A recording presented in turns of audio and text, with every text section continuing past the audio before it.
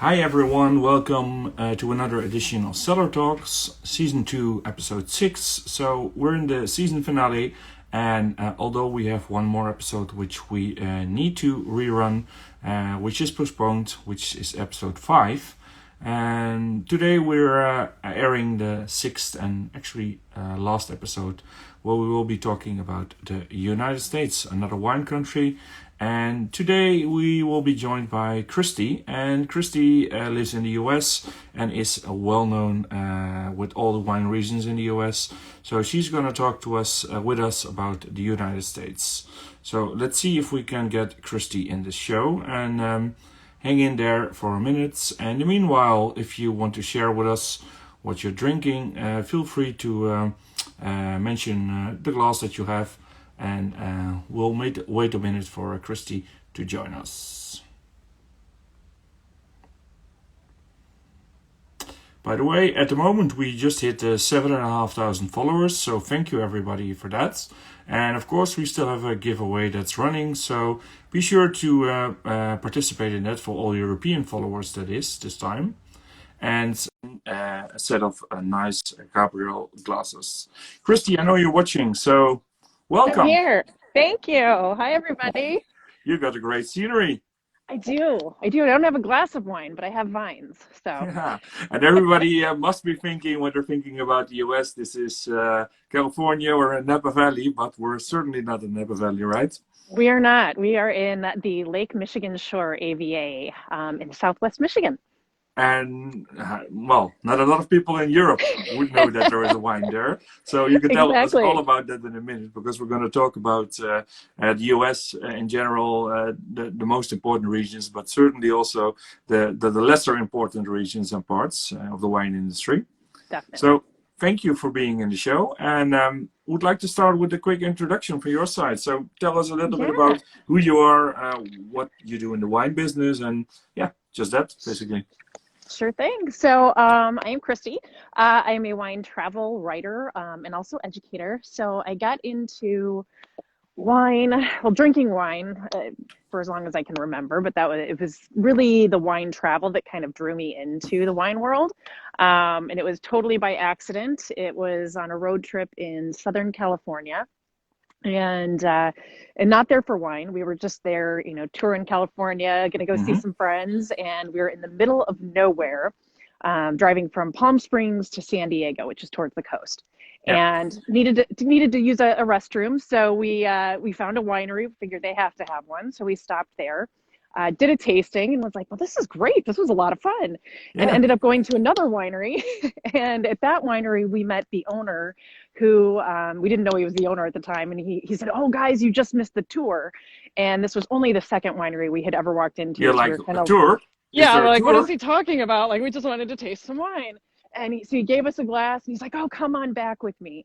And so he took us into the cellar. Turns out he's the owner, and he spent 2 hours with us and just talking everything from economics to making wine to tourism, like the whole thing. And at that point, you got a compressed masterclass there. Exactly. And I was hooked. That was like it. And then about 5 years ago, I got into actually publishing travel writing articles in wine. And then from there, started my WSET classes and have since become an assistant winemaker here in Michigan on a part-time basis. So I've got my hands on a little bit of everything as much as I can. I just love it all. So I'm trying to do as much as possible and figure out eventually someday where I fit. But for now, it's a journey. That's good. But you mentioned WSAT, some other courses you did. So on which WSAT? And you also teach, right? Or not at the moment? Yes. I'm not sure. Yeah, I teach level 1 as well as some consumer classes. And then I've taken through level 3. I started my diploma at the end of 2019, beginning of 2020, and then the pandemic hit. So I just put that on pause because I work from home and then, study from home. And then all of a sudden my entire family was also doing the same at home. So it just became a bit much. So now I'm actually focusing on Spanish Wine Scholar Guild and may eventually return to diploma. We'll see. But it's never nice stop about learning. Those courses because not everybody in Europe knows, but these are really like detailed courses, like for example Spain you mentioned. If you really want to go in depth on a certain country, that's really cool stuff that you're doing. right Oh, there. it's fantastic. And I would say if you've taken level 2 WSET or level 3, it's on the same like playing field Okay. in terms of the level of education. But it just goes so much more in depth for those particular regions. They have Italian, French, and Spanish wine scholars, and then they also have different master classes for. I think they have It's also online, champagne. right? Or Yeah, not? yeah. You can do it entirely online. There are places you can take classes. I imagine, I don't know if any of them are going right now, but when we can, So there are even if classes you're in available. Europe, you But could do it online within yeah, us. absolutely. Yeah, a lot of the people that are in my class right now are all over the globe. So yeah, easy to do online. It's It's fantastic. And fun. it's It's all fun because I don't think you really. I mean, there are in certain countries themselves there are these things. They're not always online, so it's cool right. that you could actually say, "Okay, I've done 2, or I've done 3, but I don't want to go for diploma. I want something else. Want to get into Exactly. this detailed overview." Then this is something that really helps as well. Right. Oh, totally. And it's for me, I'm super passionate about Spanish wines in Spain, Hmm. so that's kind of where I wanted to start. But then I hope to eventually do Italian and French too, just because it's a lot of fun and I love the exploration of it. And like you said, That's it's cool. it's easy to do online, and you can do it in a way that you can do self-study, so you can do it entirely on your own. Because Hmm. like for me, I'm somebody that likes to study on my own by myself. Like I just learn better that way. But then there's also a lot of groups that form. So And that's the wine um, scholar guide, right? Because somebody asked me, can you yeah, repeat the name? yes, yeah, the Wine Scholar Guild. Yeah. Yeah, and so a lot of times the students from around the world will form their own groups that they have on WhatsApp or various platforms that they then actually create these study groups with. Yeah. So it doesn't have to be on your own. It can be definitely like a community thing too, which is a lot of fun for some people. It's nice. So, and then you said, okay, you've got your feet in the mud as well because you're actually assistant winemaker. So you also said, okay, I want to do the practical stuff and not just the theory. Yeah, I love it. I love And it. how My did you first, get into that? Because that's also by by accident. coincidence. Yeah, yeah. Yeah, everything's been by accident, really.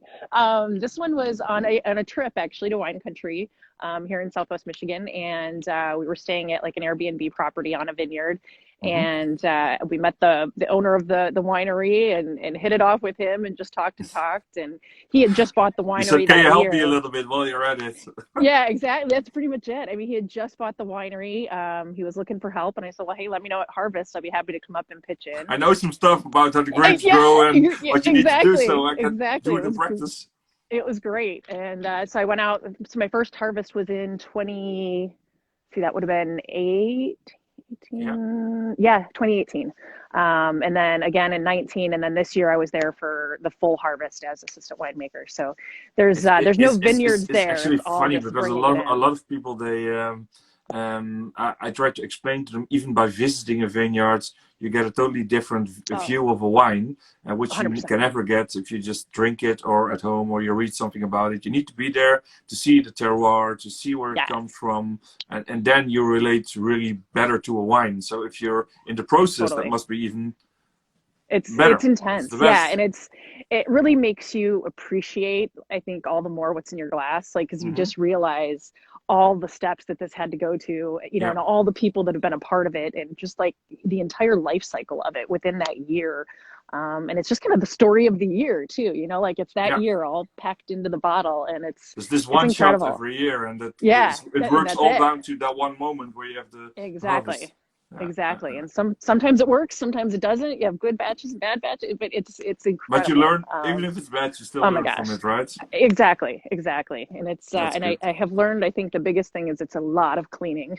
Hmm. That is what I do the most of. So you're hosing down all the time Oh the yeah. cellar, Oh yeah. etc.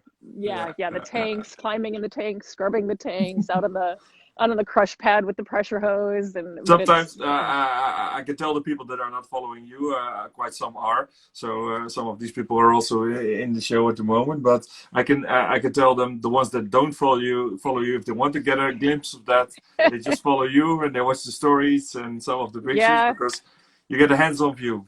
Yeah, it's fun. I'm still tired from 2020 harvest. I don't think I've quite recovered yet. It's Very it's good. grueling, So, but it's awesome. talk a little bit about the wine travel because you said, Yeah. okay, you're writing about that as well. And how does that work? Is it for a magazine or how do you do that? Yeah, it's mostly freelance. I Hmm. used to have a blog where I'd write for my own blog, but I haven't done that in years. Yeah. It's just too hard to keep up with. So mostly I write about it here on Instagram. I'll write for the Vintner Project. I've written for Vino Head. I've written for Finger Lakes Wine Country. Yeah. Hopefully going to be doing some stuff here in Yeah, we're going to Michigan mention that too. as well So because we cannot miss yeah, out on that. no, my favorite area. So yes, I've written just a bunch of freelance stuff that's out there. There was a magazine called Wine Tourist Magazine that was out years ago, and that's where I kind of started. So it's been a little bit of something everywhere, and Cool. it's awesome. Yeah, because there's so many. I mean, there's wineries in every state in the U.S. at this point. Hmm. Yeah, the quality levels are all going to vary, but there's experiences for every type of traveler here. So even in the year, like this year when you can't really travel too far, I'm from Chicago, and to get here in Michigan, it's an hour and a half drive. So Yeah, and it's you have a doable. vineyard. That's what it Yeah, is. exactly. So there's Yeah. something for everybody. It's just kind of fun to see what's out there. I think I've been to wineries in 26 or 27 states now. So So that's yeah, cool. like down to Nebraska. I'm in I haven't even Nebraska. been in that many European wine countries or regions, and you've already been in so many states where there is wine everywhere. Like you said, at the moment there Yeah. is hardly any state that doesn't have wine, right? Yeah, oh, exactly. And it's funny, we laugh. Like when I was a kid, my family took road trips. Like my Hmm. parents would always make us stop at like the little historical markers on the side of Yeah. the road to read about history. We make our kids stop at wineries. Yeah, there's also nice history behind those, huh? Exactly. And Yeah, our kids are yeah. rolling their eyes like, And oh, then you not can drink a again. wine in the meanwhile, and everybody has some fun. Exactly. Yeah, it's a Very blast. cool. It's Yeah. fun. So about today, I mean, I decided to do an episode on the US, and the reason for that is last season we had some guests. We dove really into particular topics, but we also got some feedback from people that they actually want to learn a little bit about a certain country or a region. And Okay. so 2 weeks ago we had a topic South Africa, so that was nice because also a lot of people, I mean, most people that went there at some point fell in love with it, and they don't want to drink Yes. anything else. But if you have never been there, it's hard to Right. get your head around it. So It with the is. US, it's sort of less the same maybe, because a lot of people here in Europe think like, oh, when you talk about the US, they think about Napa Valley, they think about Yeah. Chardonnay, and maybe a little bit of Pinot Noir and Oregon, but Yep. that's about it. And there's really a lot more to it. So much So more. that's what we want to talk about today. Also, we want to touch a little bit about how the wine business started in the US, so how the vineyards came there, and then Yeah. a little bit about what's happening today, and also what are the trends. So, are there certain things which are upcoming in terms of the winemaking, or even maybe sales of the wine? So this is what we're going to end up with. But let's Awesome. start a little bit. In the meanwhile, I will try to get a little map on the screen. But you Nice. can start to tell us a little bit about the most important wine regions. Which are they, and what do they grow there typically? Yeah, absolutely. So the biggest one, I think the one most people think of when they think of wine from the States is California, of course. Hmm. It is our biggest growing region. It is where most of the wine from the States is produced. But it's really, when you think about it, a kind of a young wine industry out there, right? Especially when you compare it to the old world. I mean, we're not talking, going back several generations. Like this really just kind of really started to take off in the 60s and 70s. I mean, there were Hmm. certainly wineries and wines. I think you can trace some back to the late 1800s, but then we had prohibition here in the States, which of course banned the sales of all alcohol. So we had that little issue in the early 1900s. Hmm. And so really it was kind of after that everything picked back up. And so especially Napa was really kind of the region in California that put California on the map. It's not the largest producing region in California. Hmm. Actually, the Central Valley is, and the Central Valley is west or east of Napa Valley, and it's just a large valley area, and that's where most of the high quantity, more inexpensive wines are found. And then Napa Valley is where more of our premier higher end wines are in California. Hmm. But it's just one region out of so many, but it is definitely the one that put the U.S. on the map, and the one that's the most well known throughout the world, I think. And there you'll find Cabernet, of Yeah. course, Chardonnay. But you're also going to find Pinot Noir. You're going to find Sauvignon Blanc. You're going to find Zinfandel. There's three climate zones really in the Napa Valley, and the Napa Yeah. Valley itself isn't that big. It's maybe, I want to say like between 40 to 50 miles north and south, and maybe 5 miles wide-ish, or 5 kilometers. I can't remember what it was, either 5 kilometers or miles wide, but it's not very Yeah. wide at all. And it's bordered by two mountain ranges on either side. And so it's really not that big of a region, but it's got So it's three nicely different, sheltered in between yeah, those two. Yeah. exactly, exactly. And it's got just so many different places to plant grapes from the valley floor to up the sides of these mountains. And it's got three climate zones. So you've got a warmer zone, you've got a moderate zone, and a cool zone. Yeah. And so you're really able to grow a lot of different varieties and for a lot of different styles there, depending on where you're at in Napa Valley. Mm-hmm. And I think that's something that's maybe not so well known, is just how small of a valley it is. Yeah. And moving from north to south, I mean, you just have such a range of climates as well as soils. So, I mean, you can find, I think, as many soils in Napa Valley as there are in the French wine regions. I mean, it's got every type of soil you can think of, Mm-hmm. plus all these little microclimates. So it's a really special spot. And one of the biggest influences there is the ocean. Yeah. So bringing in the cool breezes and the fogs, and that's really what helps to develop these wines and create these microclimates there, and how they're able to do, everything from big, bold Cabernet Sauvignons to really, just these. Yeah, I lost the Um, audio for a second, oh, but I think it's oh, back. Yeah, oh, it's back. that's okay. I may have to go inside because I think my battery does not like the cold weather out here. Mm-hmm. So I will talk and walk. Yeah, sure. But so the cooling breezes, so it's really able, like I was saying, you could create these Chardonnays and these Pinot Noirs into sparkling wines that are just gorgeous. They've got the acidity, they've got the bright fruit, and that's from the cooler regions that you'll find in Napa. Mm-hmm. So it's just a region that's really able to do a bunch of styles, a bunch of different grapes. And it's just one region in California, like I said, but it's the most well known. And do you also see that the winemakers or wineries then in the region have different vineyards to be able to produce this in one winery, these different styles? Yeah, you can. And a lot of times you'll see too, and I think there's a trend moving away from this, but a lot of times in California, a lot of times you have a mix of growers and producers. So you'll have growers that grow just the grapes, but they actually don't make wines. They sell their grapes to the producers. And then you'll also have people that do both, of course. And I think you're seeing more of a move to that now, as well as, kind of that negociant model too, the wineries that just make the wines and purchase the grapes from the different regions within the area. So it's kind of a mix of everything. And for them, it's easy, obviously, to buy from different sources where they can just pick and go and see, okay, this is the influence. So this is where I want to go to with my wine. And then this is, what I need for that. Right. Basically. So there's a little of everything, which is great. So you can have a winery that gets some grapes from the mountains, gets some grapes from the valleys. It's awesome. And soil types, because you said, okay, there's even different soil types in the region there. What are we talking about in terms of, can you give some examples? So there's definitely alluvial. You're going to find limestone, calcareous limestone. You'll find slate. You'll find shale. You're going to find some volcanic soils even. But like you said, basically it's the same what you find around Europe. It's just in a very small area. Small area, and it's going to be different in those pockets of each of those areas. Some are going to be more limestone rich, others are going to be have some more chalk to them. So just like anywhere, it just kind of depends. It's very, very specific to the terroir and in each of these little pockets. So now we go a little bit left and right. So okay, we're still in California, Napa Valley, but we'll go to the next one in a minute. But which makes me think, when you look at Europe and how the wine industry is developing, there's a lot of increasing demand for terroir-driven wines, single vineyard wines, etc., etc. So where you really get the expression also of the soil and the climates, the microclimates, etc. Is this something that's happening as well in the US, or was this maybe already the case for a couple of years? Yeah, it's definitely happening. It's been happening.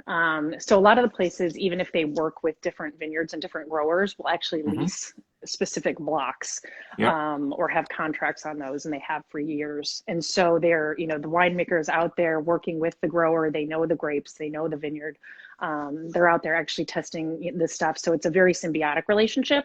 So there's definitely a lot of vineyard specific and site specific wines that you'll find too that are just really exquisite, and have just some, I did a whole range of recently. So it's actually a Sonoma winery, which is near Napa, but a little bit cooler climate. And they did a whole range of different vineyard Chardonnay, and just how different each of them tasted just based on the change in vineyard. And it was all Sonoma, but just different vineyards. They had slightly different microclimates for each of these, and just the way that it changed the flavor profile and the structure of the Chardonnay. It was just really kind of neat to see, you know. And like is that something that the audience and the consumers and also restaurants maybe are tapping into? Because I mean, it's nice that we can do all this stuff, and for a winemaker it's exciting maybe, but on the other hand you need to market for it as well. So is it let's say getting used to it? Is the demand increasing by consumers?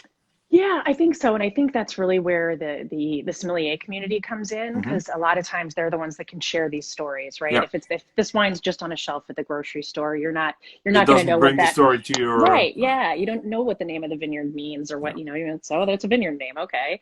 But if you're in a restaurant, you're able to communicate with the wine director, the sommeliers, or wine educators at the wine shops. They're able to then tell you, you know, kind of the story behind this, and what that particular vineyard might mean, or what this region might mean, or what this grower or producer and then is it known starts to for. relate to what you're drinking. Yeah. Exactly. And I think one of the things we've seen come out of this year in particular, with all the virtual tastings that have happened, is kind of a more of a direct to consumer approach. So now wineries are actually able to meet with their consumers, you know, through Instagram, through Zooms, or, you know, they're really trying to platform. get connected with the people that drink the wines. Right. And it's kind of, I mean, it's a great thing. And it's interesting to me. I think it'll stick around even after the pandemic, because you can't always get to wine country. You know, like I can't get to Napa as much as I want to, but this is a way that I can. And it's amazing. And it's also why we're doing things like this. I mean, a lot of people still want to learn, but you also don't want to go to a class maybe, for instance. And it's the same by going to a winery, doing a tasting. I mean, there's nothing better than being there and doing a tasting. But if you can't, then the next best thing is this, I guess. Yeah, and it's, I mean, it takes you around the world, and, you know, at the click of a button, and it's a way to connect. It's a way to understand the stories, and I think that's becoming more and more important to the consumer, especially in the States. Is what is the story? Where did the wine come from? Who's making it? Where are the grapes grown? What methods are they using? So I think that's definitely something that you're seeing change. It used to be very much people bought their wine based on knowing a producer and knowing the quality and the consistency, right? Like vintage maybe variation wasn't a thing. On the bottle. So exactly. The US is a bit known for having numbers on the neck of the wine, and then still do, for that number. Exactly, and there's definitely still a piece to that, but I think that's just it's becoming a piece now. Like it's not the whole story. So people are like, okay, that has good points, but they ask more questions. Why does it have good points, and why this one, and why that one? Because I mean, they both have great scores, but right. And then they're going to check, you know, their you know, different apps that they might use for tracking wines, and say, okay, what are the reviews on this one? And it's just kind of a way collective experience. Exactly, to gain a bunch of information. Like, or if you have a friend or somebody you follow on Instagram, for example, and you know you have a similar palate to them, you know, you may be able to get some ideas there as well. Because I don't know if Robert Parker and I have the same palate. You know, I have no idea. I'm sure no. I mean, gives... you could say the guy knows something about wine, still doesn't have the same taste. Exactly. So it's interesting. So I think it's like just becoming all these pieces as part of a whole story now, which is kind of cool to see. So now we're going already into the trends, which is good. But let's go and zoom into another region, because California and Napa Valley, we just talked about that. Well, which one would you want to pick next? So Sonoma, which is right by Napa, is also another really well-known area. And it is a same thing, is going to benefit from those fogs, from those ocean breezes, which are really going to help to moderate the temperatures. It's got a little bit cooler of areas than Napa. So you're going to find Pinot Noir, Chardonnay, sparkling wine here. They've just got some really beautiful stuff coming out of there.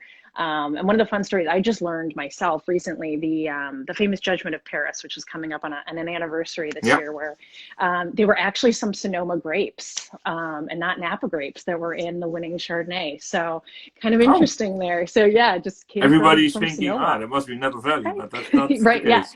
Exactly. So that was kind of cool to learn. But yeah, it's just, and when you visit, I think this is one of the things I get as a takeaway, are like Napa and Sonoma are such different places to visit. Like Napa is very, very estate-like, very, almost chateau-like. They're just Yeah. beautiful properties, beautiful grounds. It tends to be more formal. Tastings tend to be more formal. The place is more A lot of grand. tourism involved in that as well. For sure. And then Yeah. you go to Sonoma, and Sonoma has some of that too, but then you also find Tranquility, quietness. yeah, a lot more quietness and just some places like more kind of family oriented, like just really welcoming, easygoing type of Yeah. places. So, So you can come with your dog and your kids, exactly. and Napa Valley, sometimes Yes. that's possible. Sometimes they'll Right. just look at you like, Yeah, like, why are you here? that's not part of the, Yeah. yeah. Yeah, which is understandable. I mean, like I said, Yeah, that's yeah. what's really cool is there are these, there's experiences for everybody, and there's all the different types of experiences. And I with think it's Napa a and great Sonoma, advice that you're giving for people that want to go to the US and do a wine tour, a wine holiday. If you're thinking about which region should I pick, that also relates to your situation. If you're coming alone, together with your definitely. wife or your husband, with kids or a dog. Yes. Yeah, it can definitely change. And then there's just, there's so many regions out there too you could pick from. One of my personal favorite California regions is actually Paso Robles. Yeah. Which is down the coast, down south on the coast, and it's definitely warmer, but they also, again, those ocean breezes was just kind of the story for California in general. But Paso Robles it's just kind of it's more like Sonoma in terms of family style. Definitely could do it as an individual or with your friends or as couples, but it's also got that really welcoming vibe. And I think I fell in love with it because it was so collaborative. Like all the wineries recommend each other. They all know each other. It's just such a real wine community. Not really competition going on there. It's just that people like wine and they want to share this. Exactly. And they produce so many different styles again. So you can find Rhone varieties there. So you'll have your GSMs, you're going to have your, and you'll also have Chardonnays, you'll have Sauvignon Blancs. And they're I think what they're hoping to become known for, I think, is Cabernet Sauvignon. And they do it really well. They actually have a lot of similar soil types to Bordeaux, but then they have the weather of Napa. So it's really just kind of a good combination. Exactly. And some of the cabs coming out of there are really rich, incredible. So something to watch for us as well in the future to keep an eye out for. Yeah, for sure. I think you'll definitely see some more. I know they're starting to trickle over to Europe through some of the producers. So. And anything else on the West Coast? Or do we cover, let's say, most of the... Yeah, I think we covered California pretty well. I mean, in a nutshell, there's so many, Santa Barbara, Santa Ynez, there's Anderson Valley. You could keep going and going in California easily. But I think a couple other important West Coast regions, Oregon and Washington, those are probably the next two biggest ones. Oregon, of course, for the Willamette Valley, and they're known there for their Pinot Noir and their Pinot Gris and some of their sparkling wines too. And they're just doing some really amazing stuff. It's west of the Cascade Mountains. Cool climate. Again, those ocean breezes are going to make a difference there. They're able to, just get this really beautiful acidity, these really lean fruit characteristics. Yeah. And it's, some of the Pinots are almost Burgundy-esque. I mean, they're just gorgeous. So that's definitely a region I would put in your, in your brain to know. Go to list. Yeah. Yeah, exactly. So we got a question here. I tried to do some questions in between, and we have some to the end as well. Question: is export necessity for West Coast wineries, or is it more like a prestige thing? I mean, there's already a big internal market, obviously, and tourism combined with that. So how important is export for those? I would say it's really dependent on the winery and dependent on their production numbers. Some of the smaller places just don't have the quantity to be able to export because it's all, I would say the majority of their sales are going to be in the tasting room or locally. So I would say they make good margins on that as well, I guess. So, exactly. Yeah. Tasting rooms, especially. I mean, that's just where a lot of the wineries make the bulk of their money and we'll find most diverse range of their product too. So even through, domestic distribution, you're not going to get the kind of the range that you'll find when you're actually at the winery. So no, they will probably take one of their lines and maybe 2 or 3 bottles where they say, okay, this one's we pick for that, and the rest, no, that's not just going anywhere. Yeah, exactly. So I would say in terms of exports, I think yes, definitely there, the US wants to be on the world stage in terms of wines. And I think, Hmm. California, I think all the regions in the States would love to be on the world stage. So I think exports are important, from that standpoint. But I think it'll come down to the actual producer, whether or not they have the means or the quantity to be able to do that. Yeah. So before we go, we move a little bit away from West Coast California. Can you tell us a little bit about the way, let's say, the governance in the wine country is made of? Because we totally forgot about that, but that's different than it is in Europe. Although there are some similarities. So how do the regions? How are they built up, and what kind of levels and quality levels maybe Yeah. are there? There's really no quality level markers Hmm. here. Yeah. Like we don't have Grand Cru, we don't have Yeah. Premier Cru, we don't have anything like that. We do have American viticultural areas, the Yeah. AVAs, but those aren't even really necessarily a marker of quality. Basically, those are just Geographically designating boundaries, basically. exactly that, basically says, yes, vinifera can grow within these areas. And a lot of times those AVAs are set before there's even really producers proven quality. Yeah. So, sometimes they're developed afterwards. Sometimes you'll see the AVAs developed after there's a bunch of wineries that come in and say, hey, we can do this. Look at what we're doing. Yeah. And then an Now, AVA is now we've got a formed. group But of wineries doing this, so it exactly. makes sense to create an AVA on top of Yeah, that. yeah. But then other times there might be one or two, and now there's an AVA. Yeah. So it changes. I mean, their borders change. You can have, part of an AVA in one, region and kind of crossing into another AVA and sub AVAs. So it gets So, kind of so confusing. why are they there actually? Because if I listen to all of this, I'm like, okay, what's the use of it? Yeah, they do. They will set their percentages. So Hmm. depending on the AVA, if you're producing a particular style and you want to label it single varietal from that AVA, they're going to have percentage restrictions. So it either has Yeah. to be, like 75% Cab Sauv to be labeled Cab Sauv or 80%. Yeah. But again, that's going to vary depending on the AVA. So that's what makes it tricky. Yeah. There's just each one can have its own rules and regulations, but so it does serve that kind of a purpose. If you're going to use the AVA on your label, you have to meet certain requirements. Yeah. But it's certainly not a quality. I mean, there's no But quality so you assessment said at it's all. more about what do you use in your wine, which varieties are, let's say, it's more linked to for which varieties is the AVA known more or less, and also Yeah, make it easier for consumers, or is that really not a I think it gives it just kind of a general idea of where it's from, and it gives you an yeah, idea of, like I know where Columbia Valley is in Washington, so I have an yeah, idea of what's made there. But there's less restrictions on actual variety types. Like you yeah. can pretty much grow what you want there. It's mostly when it comes down to using that single variety label on the bottle, Yeah. that they'll have some So restrictions. it's really, really totally not like denominations or something like that. No. That's a very different No. story Yeah, there. very different. Very Yeah. different. So some other regions, because we're not done yet. I mean, well, we sort of went through California, but then So what we will got be next on 47 the more list? states. Yeah. Yeah, Which we're we've not got going to some do. time. Exactly. Washington is where I would move up to next. So that's just north of Oregon. And Washington, their wine region is actually to the east of the Cascade Mountains. So those same Hmm. Cascade Mountains that run through Oregon. Oregon's Willamette Valley is on the west side of those. And then in Washington, the Columbia Valley is on the eastern side. Hmm. And, when I picture, and it took me going there to really kind of fully understand it too, because I picture, when I think of Washington State, I think of Seattle, and I Yeah, think of all the movies and how rainy Seattle is and cloudy and pine trees. And it's, and then you think about wine, yeah, like how does grapes. that work? And Grapes I don't got like water. Well, they like water, but not too much. exactly, yeah, like that doesn't make sense. And then I got there and I remember driving into the valley, and it's just such a desert. It was so different than I was expecting. And there's mountains and it's dry.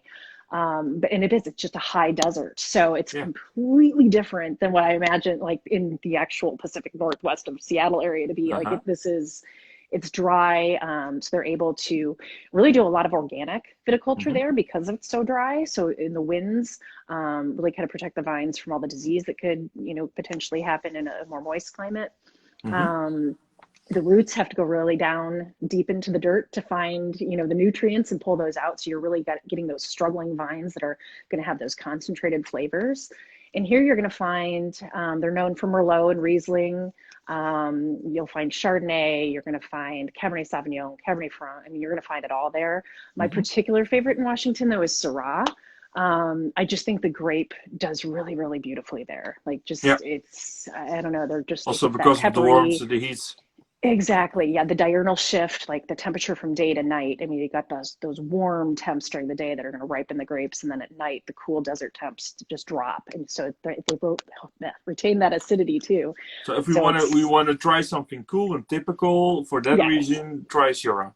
I would try Syrah. Yeah, they're known for their Merlot as well. Would never think of then, but right. Yeah, it's I find it very, very similar to Rhone style Syrahs. Like it's got that black pepperiness to it. It's, you know, they're not jammy. They're very lean. They're very, you know, bright, fresh fruit flavors.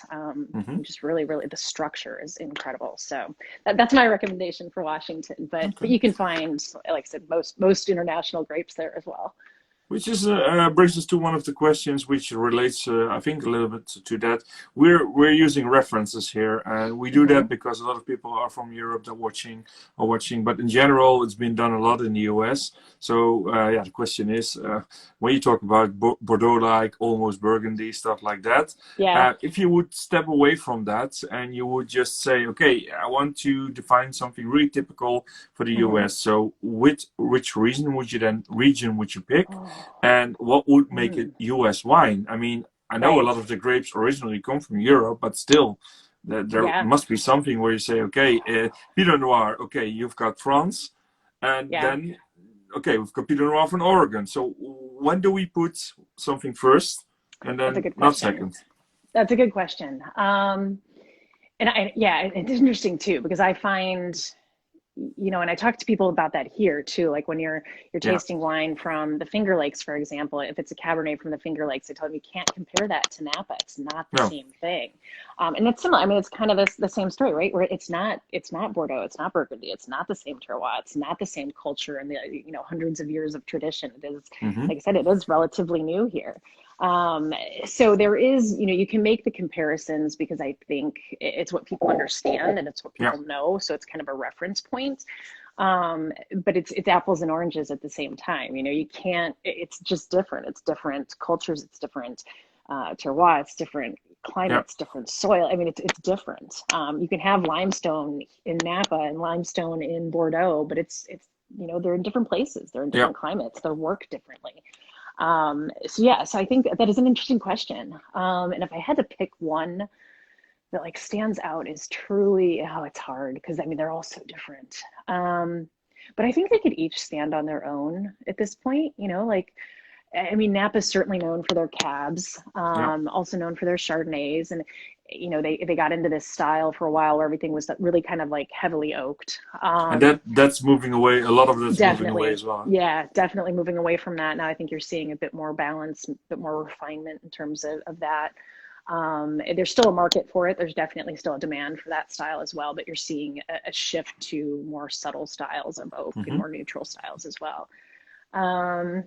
So the answer maybe is we should just try to not use the comparison anymore and just see it as look at it as same grape but very different taste, flavor, style of winemaking, maybe even as well. Maybe the winemaking style makes a difference. I don't know. I think so too. And I think, but I think even like today, you find a lot of winemakers travel the world to learn different techniques. You know, they're training all over the place. So it's even that's, you know, can't really kind of be pigeonholed to one particular area. But I think it's normal to kind of use things that you know as a reference point. I mean, we do it for everything. You know, it's like, you know, when I travel Italy, like I think, gosh, this looks a lot like this part of California. Like, you're just associating it to things that you know, and I think that that's normal. But then I think you also need to kind of take that step back and say, okay, yes, it has similarities, but what makes it different? You know, look at what's different. Look at what's different, not just what's the same. Basically. Yeah, exactly. Yeah. Good one. Okay, so it was certainly a great question. Thank you, Tim. Nice job, Tim. But next time we should have you in the show. I mean, Tim's asking you good questions here. So, and then we move on. So we went up a little bit more. Next region. Next region, I'm going to take you to my favorite one, and that's the Finger Somebody was Lakes. asking for that as Yeah, well. Finger Lakes of New York. It's the region I can talk about for days and days and days. My absolute favorite region, and it's a cool climate region. It's in upstate New York. It's where I really, I mentioned earlier that I got into wine by accident out in California, but the Finger Lakes is really what made me take the turn into taking it really seriously. Like, Yeah. I just fell in love. It's cool climate, so they definitely get a lot of snow, but there are what Compare it a makes it. little bit with Germany. Yeah, exactly, Yeah. exactly. Yeah, very similar, weather. But the unique thing is they have these series of lakes. There's actually 11 of them, and they Mm-hmm. call them the Finger Lakes because they're just these long and skinny lakes that Mm-hmm. were carved out by glaciers. And there's three of them where most of the grapes are produced around, and they're extremely deep. I don't even know how deep Seneca Lake is, but it never freezes. That's how deep it is. So it actually never, Mm-hmm. I think it froze once in the last 100 years, maybe not, maybe it's more than 100 years now, but it basically never freezes. Mm-hmm. And so these lakes act as temperature moderators. And so in the summer, they keep the vineyards, nice and a little bit of cool breezes. And then in the So winter, they it's sort of less actually keep like them the the warmer. the, the hills, the slopes against the Rhine, Yes. Yeah, exactly. where you have the same Exactly. thing. But this is on Yeah. a lake, next to a lake. Yeah, exactly. Yeah, and they're just lakes. And they, it's known for Riesling. It's really known for Rieslings Mm-hmm. there. All different styles, dessert styles to the bone dry. But they all have this just incredible acidity that I think is Mm-hmm. what it kind of makes them kind of stand apart. This acidity and this minerality. They almost remind me of Alsace in a way. Yeah. Like it's just they're so sharp and bright and clean, and just really, really beautiful. And like I said, all different styles. So you can, depending on what type of Riesling you're looking for, you'll find it. Mm-hmm. And they're just really, really done beautifully. But one of the things that they have there that, you might not see as much in California or Washington or Oregon even is vintage variation. Okay. The climate is pretty standard year over year, but the weather patterns can be completely different. So you can have a really, really nasty winter where you're gonna, run into some trouble with the vinifera. Other winters are beautiful. Sometimes you get rain at harvest, which, Yeah. obviously bad for the grapes then. So it changes year over year. And I think that's one of what makes it so cool is you get this vintage variation in the grapes. So like I said, one of the things that I love about making wine is like it takes that whole year and puts it in a bottle. And Yeah. here you really see that, like the difference between each year. And I So think it it's also great lets the for wine. verticals. Yeah, exactly, exactly. And I think it's a place for the winemakers to really shine. Like, Yeah. if you're given the same beautiful weather year over year, you're making the same wine, like, yes, there's still a talent and a skill and With an all art respect, you there. get McDonald's wine. You always get the Yeah, same. it's the Whatever same. everywhere in the world you go to a McDonald's restaurant, you know what the Big Mac Exactly. is. Yeah. Exactly. And then here it's like the winemaker just, you got to go with the flow. You got Yeah. to go with what Mother Nature handed you this year. And, that definitely makes it frustrating when you only get 40 to 50 vintages in your lifetime or your Yeah. career. But it also makes it exciting and different every year. And I think they're really kind of able to prove their skill and their talent in these types of situations. So, And there's a um, lot of Riesling, you said there. I a know it's one of lot, your favorite yes. grapes, so Yes. Yeah. For white wines, yeah. In the Finger Lakes, Riesling would be it just, yeah, I would pick that in a heartbeat. Which Riesling Day is tomorrow, by the way. So yeah, I good time to know. get a Finger Lakes wine. Um, Let's see if I can get one on short notice here in Holland. exactly. Exactly. But then my favorite red would be the Cabernet Franc in the Finger Lakes. I don't know. That was the grape I fell in love with in the Finger Lakes. It Hmm. just the cool climate style is just the high acidity, the really bright red fruit flavors. You get the graphite still in there, and it's gorgeous. You'll find Zweigelt, you'll find Lemberger Blaufränkisch, whichever one you want to call it by. That does really well there too. Pinot Noir, you're going to find, there's even Cabernet Sauvignon that grows on this one part of Seneca Lake that they call the Banana Belt area. Yeah. And so it's on the east side of the deepest lake, and it's in this little warm pocket. It's the deepest part of the lake. And so it just brings up this warm air in the Hmm. summertime. And so Cabernet Sauvignon is actually able to ripen really well there, which is kind of Funny, interesting. And funny. Syrah, you'll find And how Albarino. I and how mean, did they get those? How did they decide to plant those grapes there? How long ago did this process start? So how old is this Yeah. region anyway in terms of? It actually goes back into the 1800s, I think, Okay. with sparkling wine. And that Hmm. was mostly done with native grapes, so not vinifera, but they were producing wines. They were doing sparkling wines. And then it was in the 1960s, I believe, a man by the name of Konstantin Frank came over Hmm. from, he's Ukrainian, came over, I believe, from the country of Georgia, and started working in the wine industry and fell in love with the region and realized that, you really grow vinifera here. Yeah, And so he actually started bringing in vinifera, and that really changed the region from that point on. So from the it 60s became, onwards. Yeah. yeah, yeah. But the very first U.S. bonded winery is in the Finger Lakes, Ah. which is kind of fun to think about. So the very first winery is actually in the Finger Lakes, the bonded, I'm sure Hmm. there were wineries all over the place, but the first bonded one is actually in the Finger Lakes. And so then, when did the Riesling go into play? Can you point a little bit During into? that time, they brought in Riesling, they brought in Okay. Chardonnay, they brought in some French winemakers from Champagne. They started Hmm. making sparkling wines and Chardonnay and Pinot Noir. And it's really during this time they started bringing all of it in, and Riesling just took off because it grows in this climate really well. And like I said, it's It's that great because you minerality. can do so many different styles of wine with the Riesling, so Yes, yeah, that yeah. You'll helps you find to sparkling diversify. there. Yeah, yeah. It's incredible, and like I said, there's everything there. Yeah, you'll find, I think, some world-class Chardonnay happening there now too. Hmm. It's a beautiful region. There's It's funny because a lot of 200 people wineries. don't know it's the region at all, and also Yeah. even if they know it, they probably don't know that the varieties are this diverse. Right. Oh, incredibly diverse. Yeah, it's insane. But like I said, I think over 200 wineries they have now on the three lakes there. So there's We're not going to go over the do the naming game per region for interesting wineries, but can you for this one can you recommend some good wineries for us to look at? yeah, from the Finger Lakes or Or from, upcoming oh that we say yeah, okay this is great oh potential, goodness, or I think when we talk about world stage, I mean maybe yeah. the Finger Lakes district is the region that's going to be I think so. I think yeah. so. I would expect to see Herman J. Weimer make that world stage. They're just doing some really incredible stuff. They're doing biodynamics now too. They're really technologically pushing the envelope and doing some Hmm. cool things. Gosh, there's so many there that I love so much. Forge Cellars is awesome. Hmm. They're distributed pretty well. They do Riesling and Pinot Noir only. But that will be the next Um, question. Can we get them at all in Europe? that's a good It's of course question. difficult, of course, but I believe there's Riesling from Boundary Breaks in mhm. Europe. I think maybe Ravines. I'm not sure.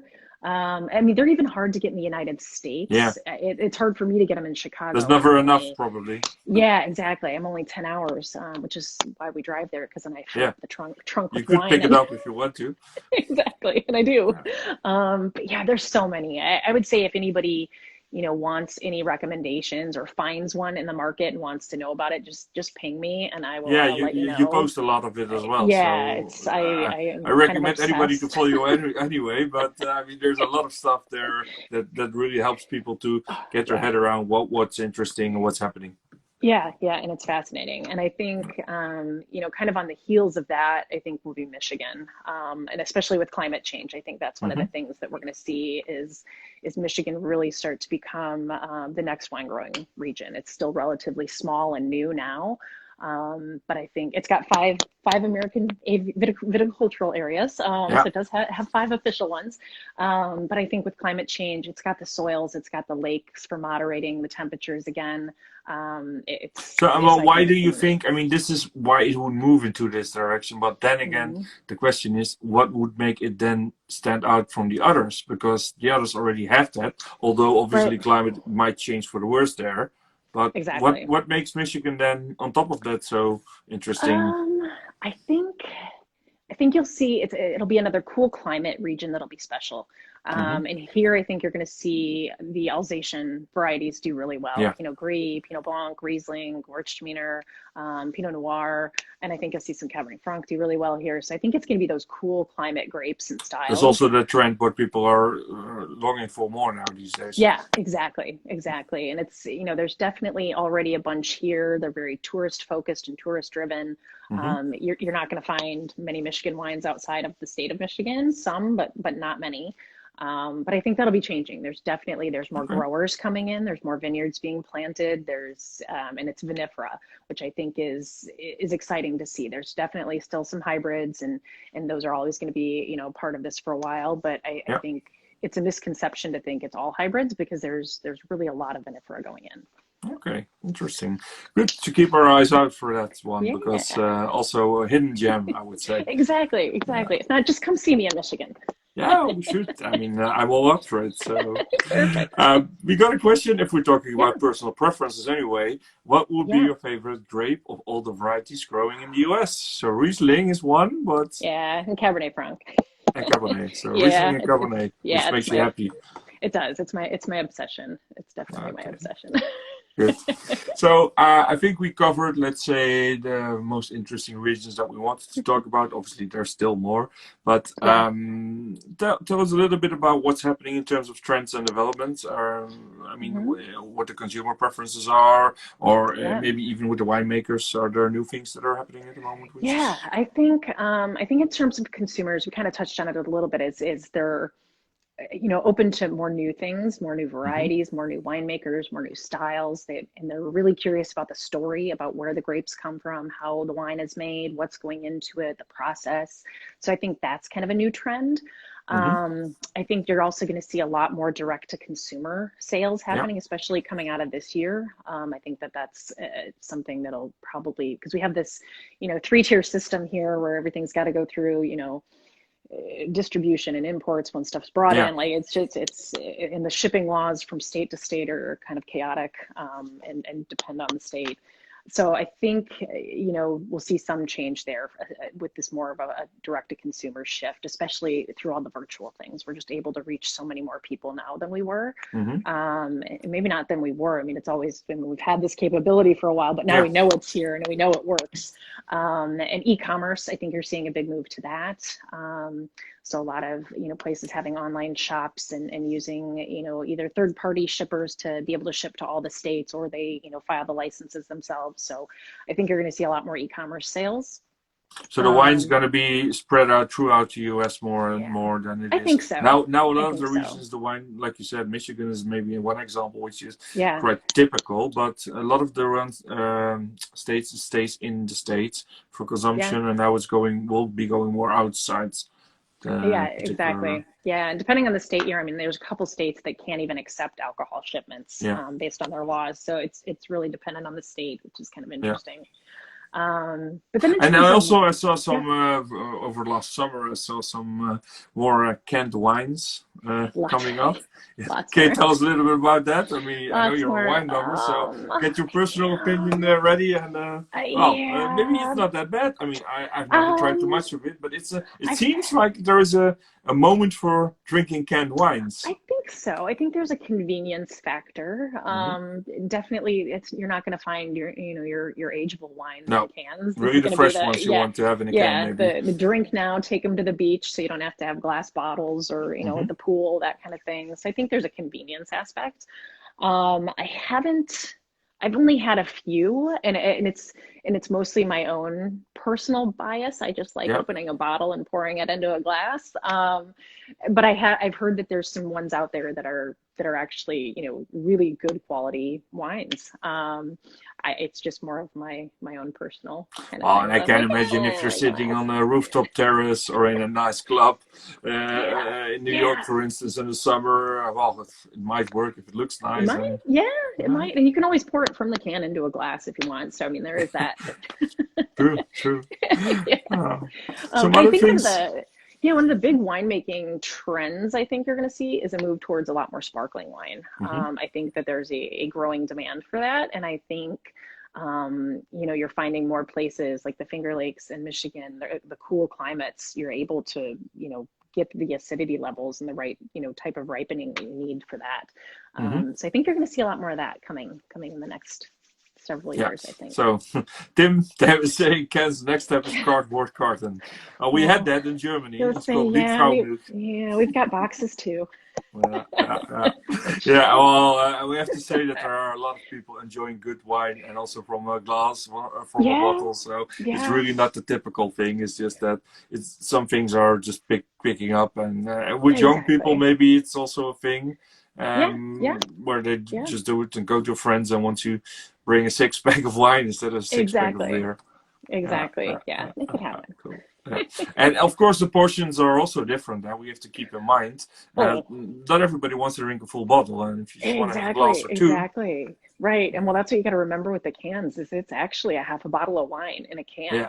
And it's yeah. deceiving because you don't like, when They I think of think, opening, wow, it's not a lot. So yeah, exactly. Like I think of opening a can, I think of soda or a beer, and yeah, it's you usually have two, and then you drink your can of wine. It's like, oh, I nope, that's it. Like it just I've had it's enough. yeah, yeah. So you got to check the ABV on those and like look at the serving Yeah, size because that's a it does good tip. matter. Yeah, yeah. Yeah, So, in the meanwhile, if people have any other questions, they can drop them yeah, in the question mark box. So, yeah. or in the chat. I mean, we can Be keep up awesome. now a little bit, so that's okay as well.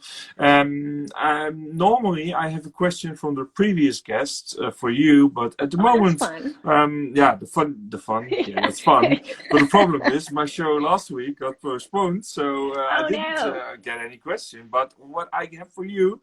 You can ask him a question because he's All going to come right. back in 2 weeks. And Perfect. that's Joseph and Joseph Davana, who is a winemaker from originally Zimbabwe, but he Oh wow. lives and works in South Africa. So we're going Okay. back to South Africa, but then to a typical a winemaker, not a winery, because this is Okay. one of the guys where you say this is like the garage winemaker that Yeah. just buys the Oh, vines and makes his own wine and is successful with that. I love But that. would you have any question for him about making wine, as you're also assistant winemaker here, Yeah. but maybe about South Africa or anything that you think Oh about it, goodness. so you don't have to do it straight away. Um, Yeah. My but question would be, I think, where does he see the South African wine industry heading? mhm. Especially after this year, because I know with the on again, off again, stop and starts that they had Yeah, through the pandemic, I know they're going to face the some alcohol challenges bans. Yeah. there. Yeah, but I think, prior to this year, I think we started to it kind of, started to grow on the world stage, in quality, like, Yeah. people were starting to take notice. Are they still going to kind of, try and push that momentum? Did it get Yeah, stalled? So I'd be they kind of got pushed back. curious. Obviously, they Right. were on the right track there. Yeah, yeah. So I'd be curious to see like where, did it set them back or, did it not matter and they're still gonna, they're still at that same point. I'd be curious to see like where he thinks they're at, what this past Hmm. year kind of did, if it did anything, and what their challenges are and what they Interesting wanna do. question. Yeah. Well, we're going to ask him, so let's see what comes out of that. Awesome. Cool. In the Cool. meanwhile, no other questions. So unless somebody Awesome. stands up now and puts their finger in the sky, then we can still answer that one. But Perfect. I would like to thank you already very much. Thank you. I think we learned a lot of cool stuff already. Awesome. Somebody in the audience This is saying, great. "Okay, I learned some great stuff about Finger Lakes." Well, I'm sure a lot of people did that because, not so well That's known, good. but No, should it's not be not. forgotten. Definitely not. Yeah, it's definitely a region to know. I know it gets like maybe a paragraph in most wine education books, but it deserves more. We can try to Yeah, change this a little bit by doing stuff like this. So exactly. Exactly. let's work on that. And like I said, thank you very much. And Yeah, thank you. I would encourage everybody to follow you if they are not already doing that, because you share some great stuff. Thank you. And not in Europe at the moment, but I think you No. hope that you can go back and travel again to Europe. Yes. Yeah, I would love to relocate there one of these days. That's It's a a good dream. ambition. It is. It is. Hopefully. And so Hopefully. let me end with one question from my side then. Yeah. What's your favorite region in Europe? Oh, that's hard too. Oh my Yeah, that's goodness. also difficult to choose. Huh? Oh, yeah. Okay, you could pick two because Okay. sometimes you got this one, and you cannot Mm, compare them. So you could pick two. I know it's so hard. I would say, gosh. Gotta guess your head. Brunello di Montalcino Yeah, is great probably one. my favorite Italian wine. And then champagne for And France. Brunello, this great, even the Oh, name Brunello de Montalcino, there's yeah, this great ring so around it. yeah, So exactly. And I mean, I'd say champagne, but I feel like everybody said like it's that's just champagne, yeah, champagne. It's amazing, but probably favorite unexpected region. I would say Languedoc-Roussillon area yeah, Languedoc, in yeah. France. I love it there. I love the wines coming out of there, the style, the people. That was probably one of my favorite visits. So I, I'd I probably hope you pick can that. go back soon again and I do too. enjoy some more. I do And too. let's see. Maybe we meet up there in the future, or when I go to Michigan, or Exactly, anywhere else in the exactly. Or U.S. Finger Maybe you're Lakes, around. or yeah. Yeah, Finger Lakes. Yeah, would be cool. Exactly, So exactly. thank you very Perfect. much, Christy. Thank you. This was Have a awesome, nice Niels. I day, and appreciate it. yeah, let's see if we can continue this chat because we talked about it before. Yeah, But I think yeah, there's a lot of anytime. interesting things. So if people think like, okay, after this show, I want to learn more, then yeah, Yeah, we will love it. continue this talk Would love at it. I some love point it. there. Thanks. Thank you so much. Have a great weekend. Yeah, same to you. All Bye bye. right. Bye. Thank you, Hey, everybody. bye. So thank you everybody for watching, and yeah, well, actually, as I said, today was the season finale for season 2, but we've got one more episode we had to reschedule. So in 2 weeks we're going to be back with Joseph Davana, and we're going to talk about South African wine again, and well, one dedicated winemaker again in the story for everybody. We're also putting all the shows in the podcast. So we started with season 1, which is now being uploaded. The first 3 episodes are there already on Spotify, on Apple, or even on Google if you want to. And obviously, we're also going to post this episode and the season 2, the whole season 2. So in a couple of weeks, you can find all these episodes back. And don't forget to also go for our contest, the 7.5K follower contest, where you can win the nice glasses by Gabriel Glass. And yeah, today we hit 7.5, but the contest ends at the end of the month, so you still have some time there. Thank you everybody for watching. Have a great weekend and enjoy some great wine. Goodbye.